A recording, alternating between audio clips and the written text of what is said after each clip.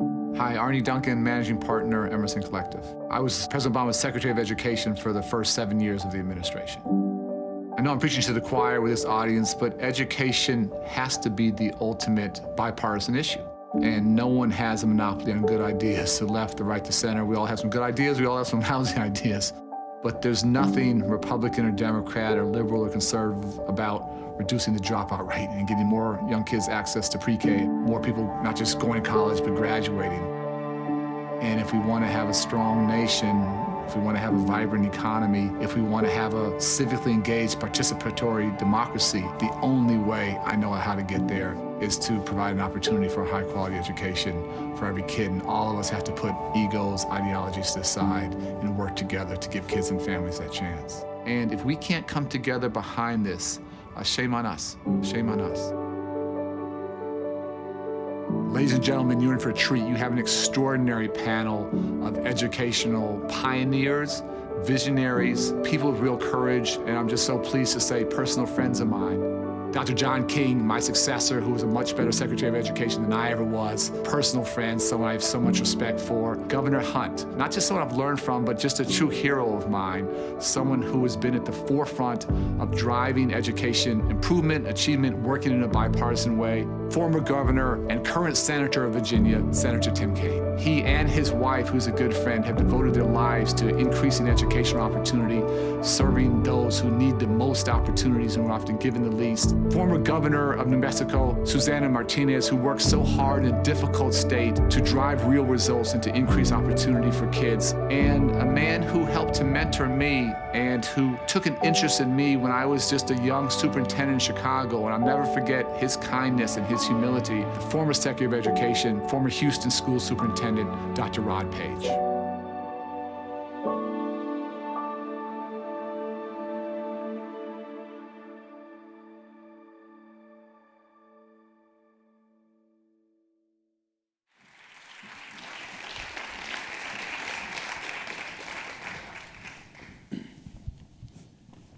Good afternoon, everyone. Good afternoon, Mr. Secretary. There we go. So we're excited to have this conversation about audacious goal setting and ambitious goal setting. We have a few changes to our lineup. Governor Hunt was not... Oh, there we go. Governor, how are you? Nice to see you. How are you? How you doing? Governor Hunt was unable to join us, so Governor Douglas, who was elected 4 times as governor of the state of Vermont and served as chair of the National Governors Association, is subbing in for Governor Hunt. He's also on the board of the Hunt Institute, and so we'll bring the Hunt Institute perspective into the conversation. And Senator Kaine, I was going to say, was running late, but he arrived just at the right time. So let's dive into the conversation. Secretary Paige, I was going to ask you to perhaps frame for us. Education is important for individual success, but it's also important to the success of the country, of our economy, our democracy. It seems like we're at a moment where we have less urgency about educational improvement than we once did. Can you talk about why improving education in the United States should be a top priority? Well, there are many priorities, but one that bothers me a lot is the fact that we get a lot of talk about the economy and how education supports the economy, but there's another issue that I think is even more important than that, is education helps people decide on our leadership. So this is a democracy, and the public is involved on deciding who our leaders are. And civics has not been taught well in our systems. We need to find a way so that people can understand the history of this great nation, the sacrifice that many of our founders underwent in order to give us this opportunity. The foundation of our situation is based on how well we choose leaders that are going to represent us. And I'm not sure that that's being done as well as it needs to be done.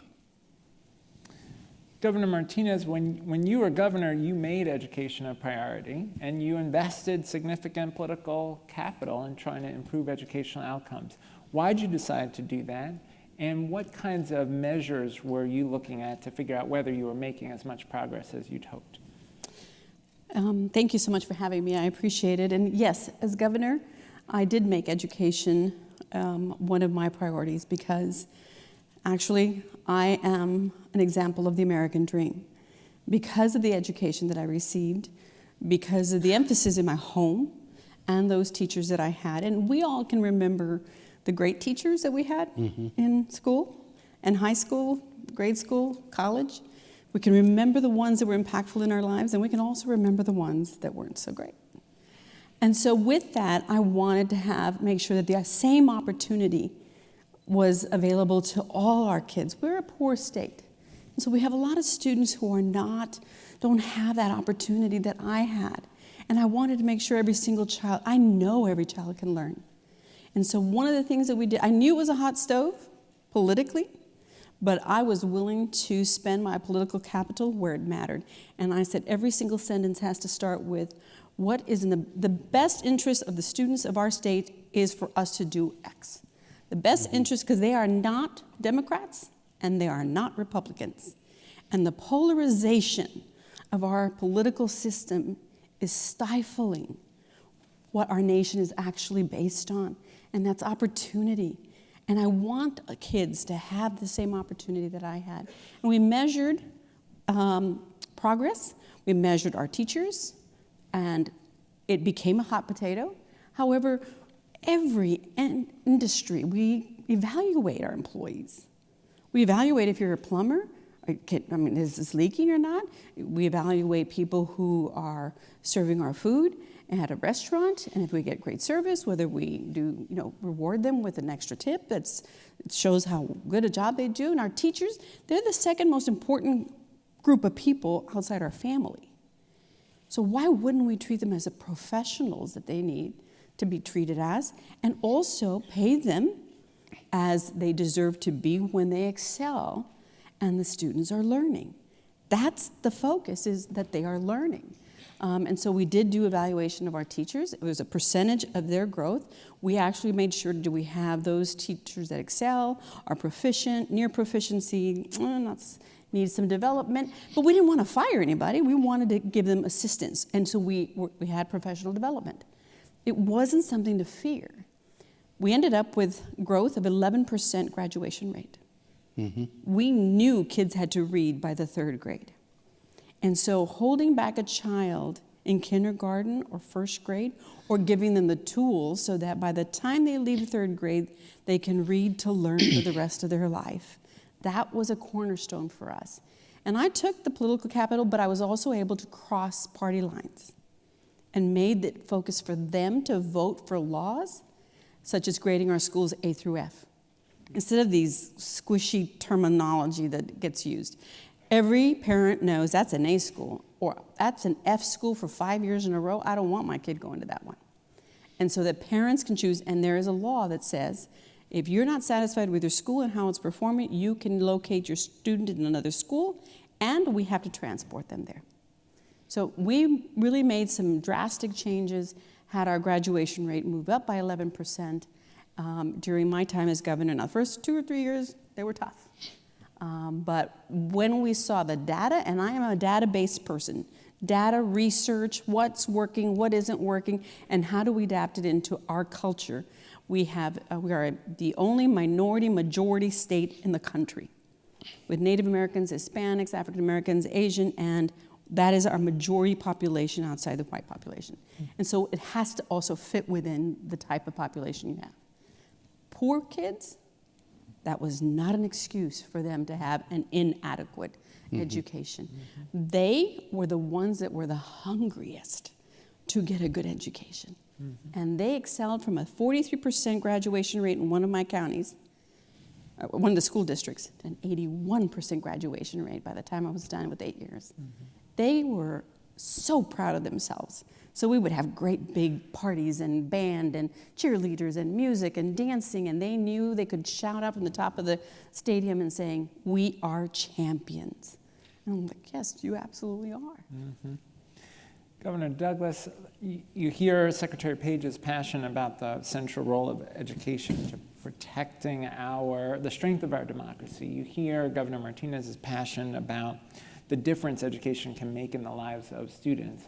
How did you think about, as governor, getting business leaders, community leaders to prioritize education? And how should we be thinking about that in this moment as a country? Well, we have a very diverse country, obviously, and I listened to Senator Stevenson earlier this afternoon talk about Utah's demographics, and Vermont is exactly the opposite. We have either the lowest or next to lowest birth rate in the country. We're the second oldest state by median age. We have net outmigration. We have a workforce that is shrinking. We have a school population that is declining at the rate of at least 1% per year for the past 20 years and probably the next 20. Wow. So my pitch to the people of Vermont, especially our business community, is, look, you need a workforce. We have to make sure that our educational system is succeeding in producing that workforce. It is, as President Reagan said, the key to unlocking the future for each and every American. So I said we should first focus on those parts of our community that don't succeed as well, children of immigrants, disabled children, as well as the general population, to make sure that each and every young Vermonter has the opportunity to get a decent education, to pursue education beyond high school, and to become a tax-paying, working Vermonter to make sure that our state remains vital. So we're in a tough situation right now. We have a lot of schools closing. Many of them are consolidating. We have a demographic crisis, and so I think ensuring that we have a good education system is particularly critical to our state right now. Senator Kaine, you've thought about this from the governor's seat and now from the congressional perspective. What should governors be doing today to advance educational equity and excellence? And what's the right role for the federal government? Well, those are two. Do you have a few hours? I mean, and actually, as a mayor too, John. So I was a mayor, then governor, and now on the Senate Health, Education, Labor, Pension Committee. So I've dealt with it at the different levels. What should we be doing at the federal level? We want to promote creativity. So I think the states are different. There's regional differences, and also states do need to be the federalism labs. Like if one state's moving ahead on early childhood education, another state's moving ahead on limiting class sizes, another state's moving ahead on career and technical education. That's great. We would want to see all of those things and take a look and then apply best practices. So what we ought to be doing is trying to let innovators at the state and local level do that. The rewrite of No Child Left Behind was to try to move that balance back a little bit more toward encouraging local innovation. I think the issues that I'm really into on the HELP committee are sort of, every generation needs to redefine it a little bit. So in the K-12 space, you've seen so many states really move into more investments in pre-K. We did a dramatic work on that when I was governor, and Governor Hunt, of course, has done so much of that. I think the paradigm will shift where K-12 education will be from 4 to 17. It won't just be pre-K programs that you fund if you have funding. I just think we'll shift the whole paradigm. There's going to be a governor one day who's going to say, my goal is to shift K-12 from 4 to 17, because what's the more important investment to make in a kid's life? Is it 4 to 5 or is it 17 to 18? A lot of 17-year-olds could go to college or take a gap year or work or something before they do. So I think we ought to encourage that kind of redefinition. And then the other thing we need to do, and this is mostly a K-12 discussion, but we're rewriting the Higher Education Act right now in the Senate, HELP, Ed and Labor on the House side. And we only do it every 10 years, so we better get it right, because we'll be living with it. If we do a B+ version, we'll be living with it, and it'll start to be a C- version, because things change before we'll rewrite it again. I want to redefine what higher education is. In Virginia, we're celebrating the 100th anniversary of a really cool program this year, the apprenticeship program at the Newport News shipbuilding. 100 years training apprentices to build and manufacture the most complex items on planet Earth, nuclear, aircraft carriers, and subs. I gave them their graduation speech 2 years ago, and I gave them a message. I said, thank you, congratulations, and I apologize. Congratulations. Getting into this program is harder than getting into Harvard. The acceptance rate into this apprenticeship program is lower than Harvard, and 60% of kids who get into it already have some college. I apologize. I'm handing you a diploma, but our nation does not count you as having a higher ed degree. You've been in this apprenticeship program for 3 years. You don't have a lot of debt on your shoulders. You're going to go to work doing something patriotic. You know an incredibly valuable skill, but we don't count you as having a higher ed degree because it's a career and technical school. Redefining what higher ed is, what post-secondary ed is, to give equal dignity, respect. Pell Grants, why can't you use Pell Grants now for career and technical programs that are 8 weeks long? It's got to be 14 weeks long, the length of a college semester. That makes no sense. So trying to redefine what post-secondary education is to be more broad. So let's encourage, at the federal level, encourage these innovators in their states to meet their needs in particular ways and learn from them. But let's also, I think, try to have a broader understanding of what post-secondary education is and then support that in respect and resources. Great, thank you. Secretary Paige, let me come back to you. You were a part of an important bipartisan step forward in education with No Child Left Behind. It certainly had its challenges and weaknesses, had its strengths. One of the strengths that really has maintained near universal bipartisan support is the disaggregation of data to look at how groups of students are doing within schools. Why did you think that was important then? Why do you think that's maintained bipartisan support over time? Well, I think it's because it's a real principle that operates in a way that gives us the real information that we need. You know, we can't operate on generalizations and on summaries.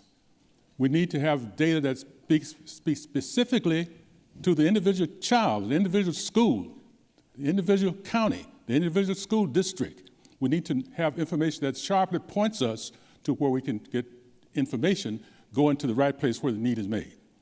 But one of the big issues that concerns me a little bit is a wonderful statement about this session, that education is a national priority, but a local responsibility. I'm troubled by the issue that is claimed to be a national priority. Is it actually a national priority? What is the evidence that it's a national priority? Where is this priority exemplified? Where is the leadership for this national priority? I think we're at a stage now where there's a need for a national priority, but I'm not sure that there's the evidence that it is a national priority. So where can we go now to get the action that needs to be taken to elevate this nation to the point where education is a national priority and can take its leadership in the global scene? I went a little bit. Can I pay the Secretary a compliment? Please. So about No Child Left Behind? Because one of the things you mentioned, disaggregation of data, we all agree you've got to do that because otherwise averages can be deceiving. The other thing No Child Left Behind did, before No Child Left Behind, you could not compare the graduation rate in the Richmond Public Schools with the graduation rate in the Henrico schools next door because everybody calculated it differently. And if everybody calculated it differently, they can make it look the way they wanted to make it look. No Child Left Behind led to standardization. So the governor could say, we're going to raise the graduation rate, and okay, now it's up by 11%. It would really mean something. And when as a policymaker, you can compare your jurisdictions, rural, urban, suburban, on something as important as that, or compare to another state and say, I want to be more like them, that starts to drive innovation. And that was not, you couldn't do that before No Child Left Behind. So that's another, with disaggregation, it was a big, big win. Absolutely, and important things that were protected in the Every Student Succeeds Act. Yep. Governor Martinez, so answer Secretary Paige's challenge. How do we make education a national priority? What would it take? People in leadership at the federal level have to have the courage to step out, set politics aside, and start acting and be the backstop of the states that then are creating a new coalition. That coalition has to include, businesses, has to include our principals and teachers who really want change, not just participating, teachers, parents. But the federal government is so polarized right now, and I think the public is done with that, with the rhetoric. And if we're going to claim that this is a national priority, then they have to act. And if you're not acting, it's one of the biggest civil rights issues today, to give that equal opportunity for a great education across every single student in this country. If we don't, and we have children who are of color or who are poor are getting something that is less than adequate, but should be much better than adequate, I think we're doing a disservice. And by educating them, then we choose leaders in that national stage who make students important, who put them first, who have the courage, who use their political capital to say, this is exactly where I need to be. And then the results come, and then you know, as a politician, brag about it. Look what I did to help change our students' lives to make it better for our country and what it's actually founded on. I mean, go ahead. We laid a foundation. I am hopeful that the governor behind me keeps building on it because the data and the research is there. Therefore, claim it's yours. I don't care. Because at the end of the day, it's actually the student, the customer, that we all work for. Jump in, John. I guess I'd argue initially that it was a national priority back in your day, Mr. Secretary. With No Child Left Behind, President Bush made it a top priority in his first term. Regrettably, 9/11 came along. We were all understandably distracted, and I recall your coming to meet with the nation's governors to talk about its implementation in those early days. So I think for a while it was. But I think what we need to do is, as we suggested in response to your earlier question, John, that we have to make it clear to the American people that education is not an end in itself. I mean, to a degree it is. It creates enlightenment, and that's good, but it's critical to the future of the country from a competitive standpoint and for the improvement of each and every individual and his or her family. During my tenure, and I can't remember, Tim, if you were in office then, we had the Common Core discussion, and it was very controversial, I know, but we had a lot of international data, statistics on achievement from around the world, and that's really what drove a lot of the governors to say, whoa, we gotta get with the program here, or other countries around the world are really going to clean our clock. So I think if we tie, and Governor Martinez mentioned this, tie the education system to its ultimate purpose and result to improve the lot of the American people and the economy and competitiveness of our country, then I think we can get it higher up on the nation's priority list. Let me follow up on that with you, Senator Kaine, around the achievement gap and opportunity gap we see particularly for students of color. If we're going to meet the challenge that Governor Martinez and Governor Douglas described, we've got to pay particular attention to the fact that African American students, Latino students in state after state are performing at a level 20, 30, 40 points below white students, that African American and Latino students are dramatically less likely to go on to college, less likely to graduate. And that's about what we aren't providing in terms of opportunities. And you certainly had a front row seat in Richmond, in a place where there's both a history of segregation and a history of inadequate resources. Talk about how we overcome that history as a country. Well, and I had a different front row seat too, because I had 3 kids who went through the Richmond Public Schools. I mean, the Richmond Public Schools are probably 85% minority and 90% free and reduced lunch. And so really what I know about education is what I pulled out of backpacks for the combined 40 years that my kids are going through the RPS. And yet my kids got a fantastic education. So, I mean, you have to have some of my kids' schools were failing schools in the sense that there were kids who were not passing the high-stakes exams at the end of the year, but my kids were getting a great education there. They had parents who were reading to them at night and were really spending a lot of time, and other kids didn't have it, but the problem wasn't in the school building. We could see that in the school building good things were happening. I do think one of the issues, there's so many answers to that question, John, and you and Secretary Paige dealt with this as secretaries. I do tend to really focus on teachers and what we can do. Governor Martinez talked about teachers, what we can do to train, attract, retain the best. Sometimes politicians spend more time talking about how to get rid of bad teachers than how do we keep good teachers. How do we keep good teachers and keep them and attract good people in? And I think that that's really, really important.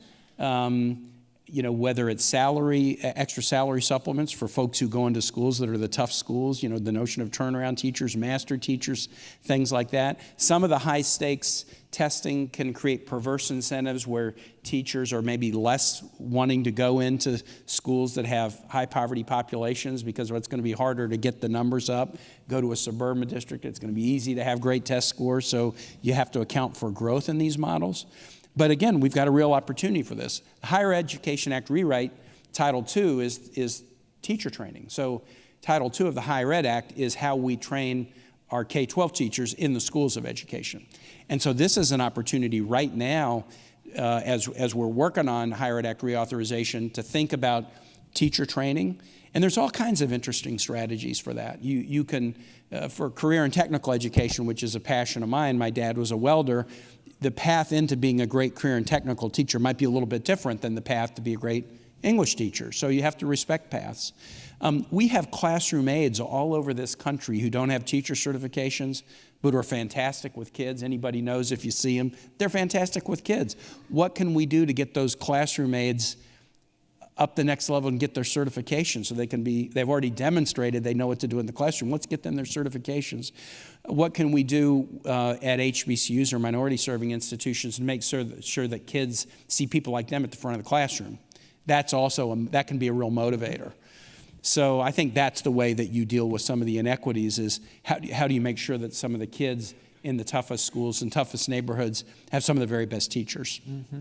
If I can add something to that, I graduated from law school. Went to college, went to law school, walked out and said, now what? I mean, I may have had that Juris Doctorate degree, I passed the bar, but that didn't mean I knew how to practice law. I went to be a prosecutor, didn't mean I knew what to do in the courtroom, except for what I watched on the crime shows. Mm-hmm. I sort of mimicked that a little bit and thought that I could get away with it, but I couldn't. Mm-hmm. Because then the specialty that I took on of children abused and children physically and sexually, et cetera, child homicide cases, I said, what do I know how to speak to little ones in their language? I don't know that I know how. So I had to go back to training, because at the time there wasn't enough mentorship. But there was someone on a panel earlier who mentioned that and said, we didn't expect new teachers to know how to prepare a lesson plan their first year. So there was always somebody who was a mentor to that teacher to assist them, because you may have your education behind you, but that doesn't mean you know how to do it in the classroom or as a lawyer in the courtroom. And I wish I had that. Instead, I had the television shows, and then I went to training, because you never stop learning. That's the one thing as a professional, you never stop learning. You have to keep going to whether it be conferences or something that's building you up so that you can take those best ideas and then implement them in your classroom or wherever your profession may be. In particular, let me follow up on that around English learners, which I know is a significant student population in New Mexico, and yet we have this huge national shortage of teachers who are trained to work with English learners, a shortage of bilingual teachers. What do we do about that? What did you try to do in New Mexico? Well, certainly, and we have we have 23 tribes, nations, and pueblos in New Mexico, and they speak a variety of languages. Some of it is not even in writing, and some of it is sacred, and therefore cannot use the internet for tutorials for students in their language, helping parents, tutoring parents in their language to help their child at home. But we worked really hard in being able to do those tutorials, and we have recruited many of our Spanish, so many of my generation and even younger have lost that tradition of knowing their language. And English is their first language, and so we don't have enough of the teachers in there who can speak both languages to assist that student in the classroom. And so what we started to do is recruit and have that as part of the curriculum, is learning your Spanish just like you should to be able to assist that student. And of course, I think if you have an extra skill, you should be paid for that extra skill. If you can speak Dene for the Navajos, then you should be able to receive something extra for being able to speak that multiple language. But we are struggling in our state to be able to meet the great need of being able to have enough Spanish-speaking or Native American-speaking teachers. It's tough. Governor Douglas, and another student population where we're struggling as a country, is rural students, particularly students who are in rural poverty. How did you think about that as governor of Vermont? How should we think about that as a country? Well, it is a serious problem. One thing that I really didn't understand until I took office was that in rural America there are a lot of different kinds of serious problems. Opiate addiction is a greater problem in rural parts of our state, at least, and I think it's true elsewhere than our urban areas. And so rural students are facing a variety of challenges in addition to their educational isolation. Even in Vermont, which I know looks very small on a map, we have pretty significant rural areas, and in the winter they're really big. And so the kids are on buses for a long time. Yeah. And I think, especially given our decline in enrollment, we have to think of new and creative ways to deliver an education to kids in remote parts of the state. Another component of that is that we just can't afford to have an art teacher in every little school. So technology is critical to deliver some of that content interactively, so that those kids aren't deprived of opportunities that those in more concentrated population centers receive. So it's a new mindset, and I realize it's not as good as being in a classroom with a well-trained and motivated teacher, but it's probably better than nothing, or having to travel a wide distance. So every child is in a different situation in his or her life, geographically and otherwise, and I think flexibility is key. And I was thinking of Senator Kaine's comment earlier about the shift in the focus of K through 12 education. There's a lot of talk about the lost senior year in high school, and we have a dual enrollment program in Vermont. I have a niece who just completed her senior year in high school and a simultaneous first year at our technical college, and so I think we have to think about more creative ways, because as we all know, students don't learn the same way, at the same pace, at the same time of day. Perhaps as Mr. Kahn told us earlier, there have to be opportunities to stop the tape and go back and listen to something that may not have been clear. So I think innovation is critical in public education today. Secretary Paige, you were superintendent, so you've dealt with this from the standpoint of the local district level. Yes. We have a lot of districts who are doing great, innovative, smart things. We also have a lot of districts that aren't and that are struggling. What's the responsibility of the state government, the federal government, when a district is stuck and performance isn't improving? Well, accountability is a big issue that we've not done very well.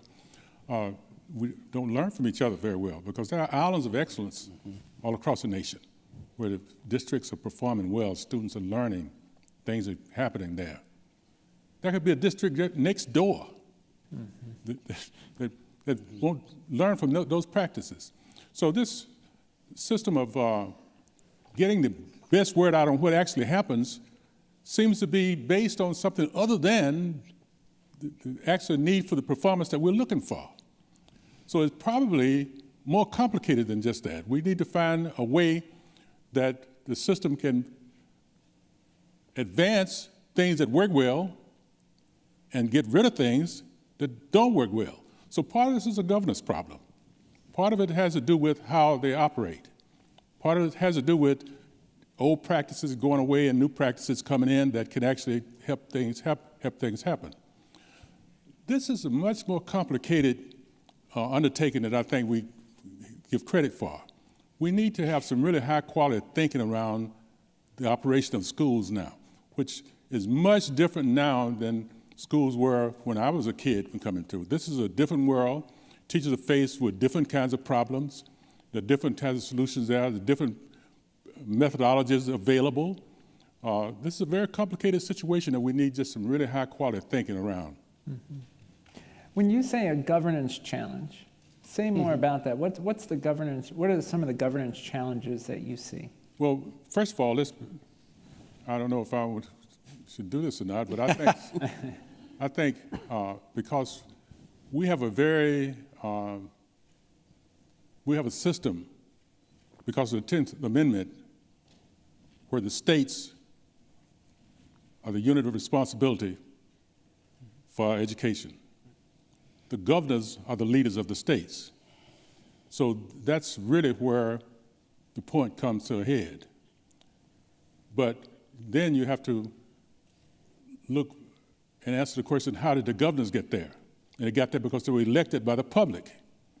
So the public then has the responsibility here. And that, how the public reacts to this is just as important as it is who we actually get to take care of these kinds of responsibilities.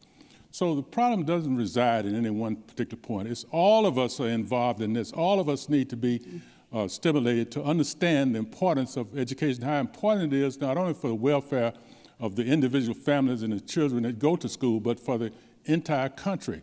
Education is the foundation of our liberties, is the foundation of our economic well-being, is the foundation of how we exist. Mm-hmm. John, can I have a thought on governance? I've talked with a number of colleagues and those who aspire to be governors in the last few years, and the structure of education is different everywhere. Not every governor appoints the secretary or commissioner of education. Mm-hmm. I didn't, although after I left they changed it, so the governor does, and that's fine. But when a voter goes to the polls to elect a governor, he or she assumes that that person is in charge of the whole executive branch. And public education in our state is the most expensive service we fund.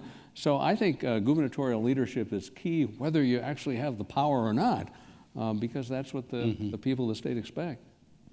Senator Kaine, how did you think about getting folks in the most affluent community in Fairfax County to care about what's happening in Richmond School? No, what a good question. That's the real challenge of being a governor, is these different regions and trying to get everybody to pull together. I actually didn't have that much of a problem. Governors before me would have had a problem, just like how do you get people in Appalachia not to kind of say Northern Virginia isn't the real Virginia, you know? And so we would have these regional differences. But what I noticed in my legislature, and I'm going to come to a punchline on this that's a current one, is by the time I became governor in 2006, the understanding of interdependence was really starting to dawn on everybody. That, you know, if Northern Virginia is doing well, hey, the tax revenues to the state that are going to distribute it throughout the schools, that really is actually helping us. So here's something that just happened in Virginia that's very much an education story. We landed one of the 2 Amazon headquarters. The announcement about Arlington and New York City. Well, I guess one of the Amazon headquarters. And why did we land it? Well, we landed it. It was primarily a validation of our workforce. The incentive package was not as rich as other incentive packages, and the incentive package was pretty heavily skewed toward higher ed investments, and not just in Northern Virginia, but all over the state. So it might benefit Amazon, or it might benefit other companies, certainly going to benefit individuals. Well, we landed that, and it was controversial in New York. In a past day, it might have been controversial in Virginia. People outside of Northern Virginia in the legislative session might have said, wait a minute, what's in it for us? The governor took that package to the legislature. That legislature, Democratic and Republican, whatever the region, absolutely we want to do this. They ended up polling after the legislative session was over. This was more popular in rural Virginia than it was in Northern Virginia. Northern Virginia supported it, but they probably grappled with housing costs and traffic and a little bit of a worm in the apple there. But in the rest of Virginia, people actually viewed this, it's an affirmation of that we're doing good things on education and workforce, and it's likely to inspire more, and maybe some of that more will come to Southside, will come to Hampton Roads. So this would have been hard for earlier governors, but again, by the time I was governor, there was, I think, starting to be a real understanding, hey, we're a commonwealth. The wealth we hold in common. Commonwealth is a community word, and people started to kind of get that a little bit. And that's what we need to do as a nation, too. The challenge of education is a national priority, but it is a local or state responsibility. The governors are the best leaders on this, but if it's not a national urgent priority. In other nations, it's a national priority and a national responsibility. And so if we're kind of dawdling about whether it's even a priority, much less a responsibility at the national level, then that sets up a bad future where others are going to be racing ahead of us. Yeah. Now, Secretary Paige and I were just with the National Governors Association at their most recent convening, and the education session actually drew the most governors. So there's intense interest. So again, we're running out of time. I want to ask each of you, starting with you, Governor Douglas, and we'll just go down. What message would you want governors to hear? What's your advice to them about what they should do to improve educational outcomes in their states? Well, I think I alluded to it a minute ago, John. That is to demonstrate leadership, whether you have the authority to do so or not, because that's what the people of your state expect. And if you articulate a vision for the educational system in your state, tie it to President Reagan's theme of it's the key to opening doors of opportunity to greater success, then I think people will respond to that. And I also would suggest to them that it has to be a bipartisan pitch. What's the Republican or Democratic view of a diploma, or success in educational outcomes? And I think if folks rally on a bipartisan basis to demonstrate that we're all in this together, then everyone's going to feel better about the outcome and be more invested in it. So I think that's what I would say to governors. In fact, I think it's what I have said to the governor. Governor Martinez? I have two messages. I think we have to rebuild that coalition. The coalition that includes our federal partners as well as the state. We have to be able to have that backstop with the federal government saying, but it's the law. The ESSA is the law, and with this comes these restrictions. Yes, the state has some flexibility on how they apply it or don't apply it, but you shouldn't have one district doing really well next door to the next district that is doing so poorly. That is inexcusable, and there should be some consequence for that. We had, for example, three schools that had 5 Fs in a row, because we grade our schools A through F. 5 in a row. And after 3, you're supposed to close them. Well, we step in and we're ready to close these schools because kids should not be stuck in failing schools. But it takes courage to go into those communities and say, we're closing this school, and your children get to choose around this area, and here we have a map, and you can see every single school in your area to choose where you want to send your child. It was the special interest groups that refused to close their school. In fact, they said, you didn't really give us enough warning. Well, did the second F not tell you something? The third one, the fourth one? I mean, what did you not get about all these Fs? And now those kids, we have lost a generation because one of them had 6 years of Fs. But nobody cared enough to put in their political capital. Businesses that surrounded that area, businesses that were going to hire or not hire these kids. The administration of the school district wasn't acting and saying, we're not accepting this kind of performance. No one was stepping up and saying, unless we did. And when we did, the pushback was huge. And we said, have a plan where you can make this change. We're not going to say you're going to go from F to A, but you're going to have a plan that's going to show growth, because we're not going to lose another generation. And so I say that, it's not easy, but the two have to work, and it has to be broad to include the unions. It has to include the unions, because if you are a career or college path, it matters to those unions as well. Are they providing part of that educational piece? Senator Kaine? So I'm going to answer the question like if I were running for governor today, what I might champion, because I've talked a little bit about things I have worked on, expanding early childhood pre-K, and now career and technical. But here's the idea that I'm really psyched about, and some governor might grab onto this idea. I think the best educational law that we've ever passed is the Individuals with Disabilities in Education Act. This was a group of kids, with some exceptions, because there were some good programs, but were generally underperforming what they should have been performing because we weren't paying attention to them.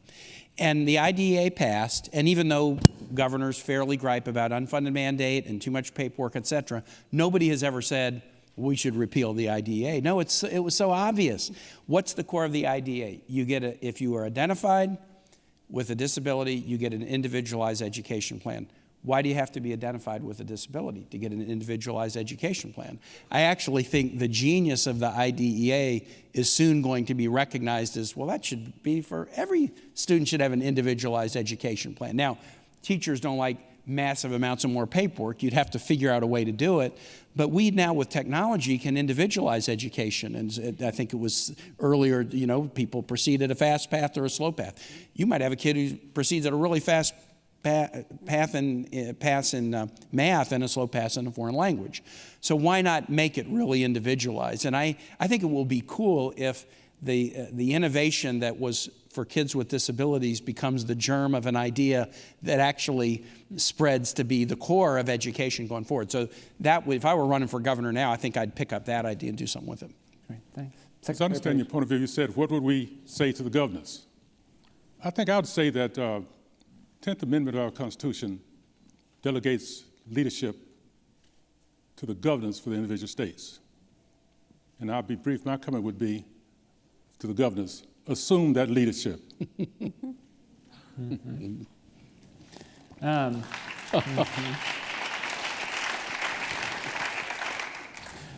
Let me add that, one, this has been a fantastic panel, and I enjoyed hanging out with you all and wish we could hang out all the time. Thank you, John. But two, that part of what I hope governors will bring is a sense of urgency. And when you reflect on the history of A Nation at Risk, part of what A Nation at Risk was intended to do was to infuse into the country, into the public and our leadership, a sense of urgency. Well, we used to be first in the world in college completion. We're now 12th or 13th.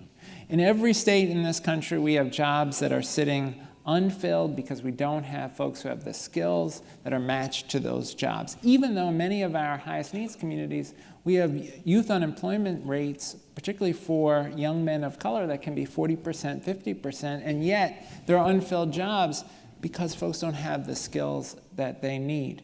We just did a report at the Education Trust on public higher ed and the representation of African American students. We found that in 90% of states, African American students are underrepresented on the state's four-year public college campuses. Mm-hmm. We can't think of this as a problem that we're going to solve later. This is a problem we have to solve now. We need that same urgency of A Nation at Risk because the future of our country depends on it.